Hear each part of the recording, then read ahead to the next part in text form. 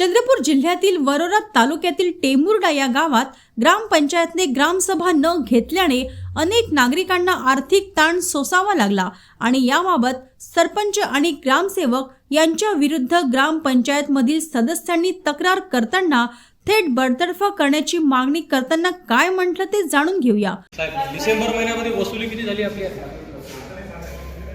तरी असं काही वसुली आली असेल ना घर टॅक्सची वगैरे डिसेंबर महिन्यात? हां काय 15-20% झाली.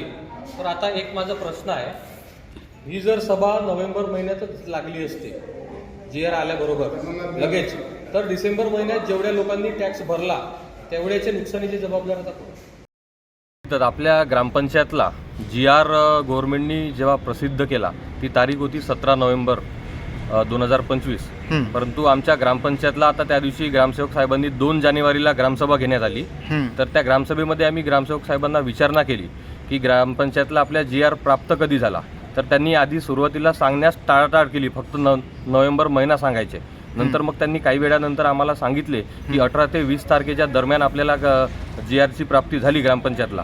त्याच्यावर मग आम्ही त्यांना प्रश्न केला की तुम्ही आजपर्यंत म्हणजे 2 जानेवारीपर्यंत कमीत कमी 40 ते 45 दिवस लोटून गेले, तोपर्यंत तुम्ही ग्रामसभा का बरं घेतली नाही व त्या जी आरची अंमलबजावणी का बरं झालेली नाही. तर त्याच्यावर त्यांच्यामध्ये गोंधळ निर्माण झाला, सरपंच व ग्रामसेवक यांच्यामध्ये.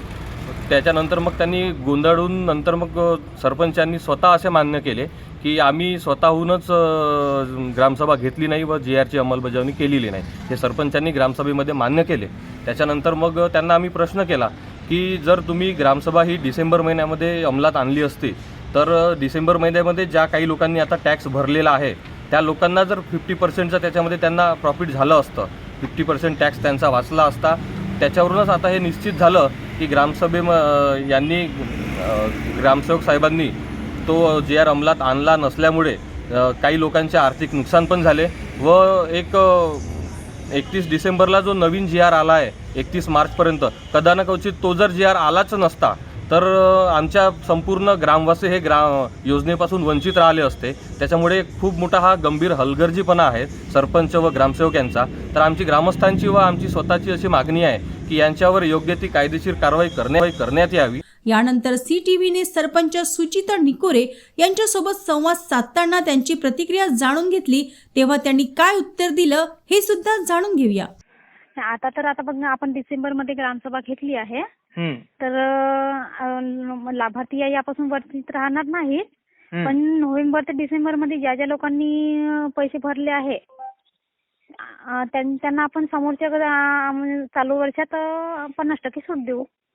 आपण जे 13 नोव्हेंबरला तो जी आर आला होता, नोव्हेंबर महिन्यात ती काढायची होती. शासन निर्णय 50% बाबत होता, पण तो ग्रामपंचायतचा ऐच्छिक निर्णय होता. कारण की सवलत जर आपण दिली असती 50%, पण आपल्या शासनाकडून आपल्याला कोणत्याही प्रकारची नुकसान भरपाई देणार नव्हते असं शासनाने स्पष्ट दिलं आहे, त्यामध्ये नमूद केलं आहे. पण आता जी ग्रामसभा लावली, लोकांचा आग्रह होता त्यामुळे मी ती आता जी ग्रामसभा लावली आहे. आणि आपल्या टेमुर्डा ग्रामपंचायतला गृहकर, दिवाबत्ती कर, पाणी कर याची पूर्ण थकबाकी आपली 36 लाख आहे. आणि या सर्व बाबीवर आमचा खूप म्हणजे परिणाम होत होता ना. तर तुमचं म्हणणं असं आहे की म्हणजे ते आरोप निराधार आहे? आरोप निराधार आहे. कारण की हे सर्व केलं तर ते ग्रामपंचायतसाठी मी केलं.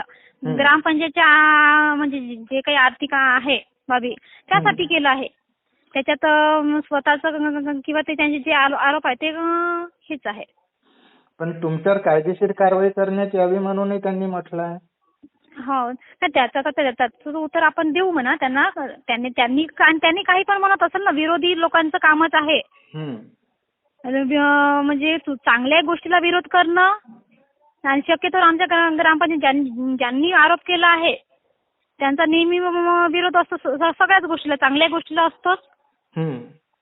आता तर आपण ग्रामसभा नाही काढली म्हणत आहे, तर आपण का नाही काढली त्यांना समजून सांगितलं तरी ते ऐकायला तयार नव्हते ना. त्यामुळे